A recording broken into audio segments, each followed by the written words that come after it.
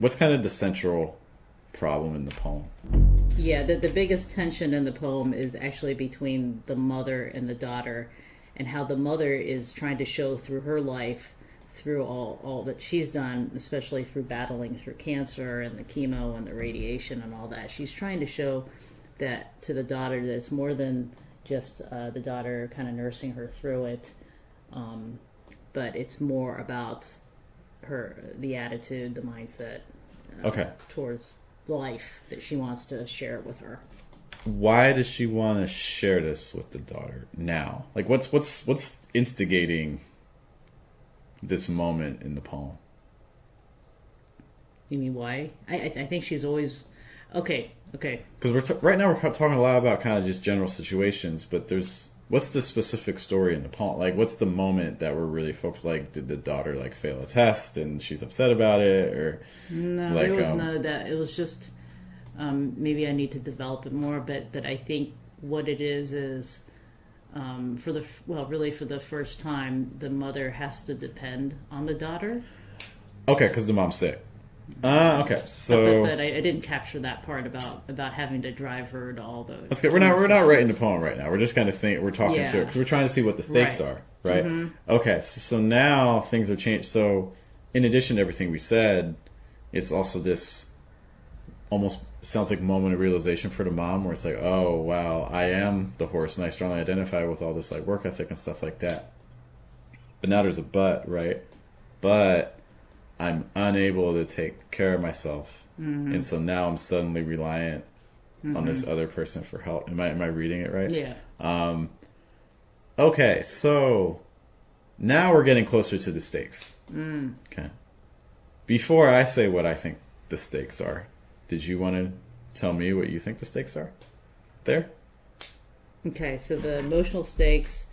Without even reading this, we'll talk about this in a moment, but just like talking through the poem. I think now that we're talking about it, I think that it's clear to me that I need to shift the focus a little bit, because yeah, she would always talk about how she felt like usually she's the boss, she's the manager, she's running the show, and she told me the whole time. But then she could take the taxi, but then when this started going on, then next thing, she doesn't like driving, so she gave away a car. But okay. Anyway, so then what happens is then I had to drive her all the time, and I had to take her to all these things and help her. Yeah. So you're adding a lot of things that I think are outside the poem, which are true and valid and kind of inform us as we're writing it. But in the specific role of the poem, what I'm getting at is what it sounds like to me are the stakes. It sounds like identity is at stake. You have a mom who strongly identifies as being very independent Yeah. and hardworking and being able to do things her own way Yeah. without assistance, Right. who now is battling with the idea that I can no longer do that. Yeah. And so what's at stake is how she identifies herself, because there is a need for change. Because in the world that you've created in that poem, the two realities can't coexist. And it's the coming to terms with the new reality while still kind of living in your mind in the past reality. So it's that coming to terms. And if she accepts that new reality, then she's also accepting that she is no longer, in a way, a horse. Right? Sure. Or she's certainly a different horse. Yeah. That's right. That to me sounds like it's what's at stake. Is the mom's identity. Yeah, I think you're right. She says it all the time. She even still says it right now. She says, "I have to follow her. I have to follow her," and she's like pointing at me. She goes, "Now she's the boss. I'm not the boss." Yeah. Yeah, she has a lot of problem with that because she's very into being independent and self-sufficient. Yeah. Okay. Stakes don't always have to be necessarily about like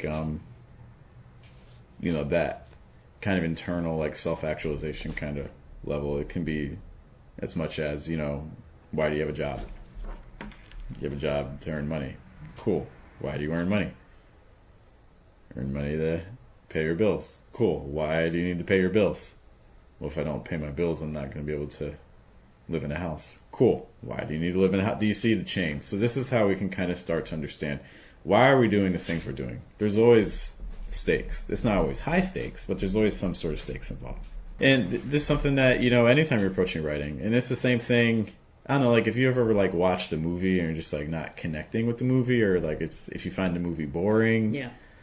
a lot of times, even if like the acting can be great and like the scenes themselves can be great, but it's just like it feels like something's missing. A lot of times it's something involving the stakes. The stakes aren't clear, or they're not high value enough, or they're too much. That can also be the thing. Mm-hmm.